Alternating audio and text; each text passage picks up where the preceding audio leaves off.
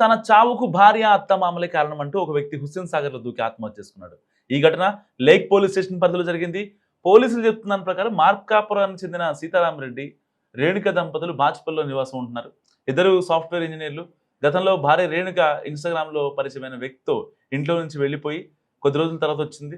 అప్పటి నుంచి ఆమె ఇంట్లోనే ఉంటుంది. అయితే గత జనవరి నెల 24న మళ్ళీ అదృశ్యమైంది. సో, వాళ్ళ లవర్‌తో వెళ్ళిపోయింది.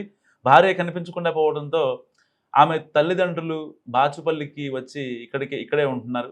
అత్తమామలు ఆదివారం పిల్లలను తీసుకొని సొంత ఊరు నంద్యాలకు వెళ్ళిపోయారు. తీవ్ర మనస్తాపానికి గురైన సీతారామరెడ్డి ఆదివారం సాయంత్రం హుస్సేన్ సాగర్‌లో దూకాడు. సోమవారం ఉదయం నుంచి హైడ్రా, లేక్ పోలీసులు గాలించగా సాయంత్రం మృతదేహం బయటపడింది. తన చావుకు భార్య, అత్తమామలే కారణమని సూసైడ్ లెటర్ కూడా రాశాడు సీతారామరెడ్డి. నిజంగా సీతారామరెడ్డి రాసిన ఆ లెటర్ చదివిన వాళ్ళకి నిజంగా కన్నీటి పర్యంతమైపోతారు.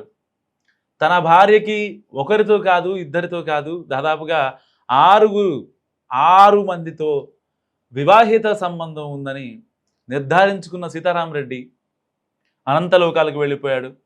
పిల్లల గురించి కూడా ఆలోచించకుండా, నాకు తెలియకుండా మల్టిపుల్ అఫైర్స్ మెయింటైన్ చేస్తుందని ఆ లెటర్‌లో రాశాడు సీతారామరెడ్డి.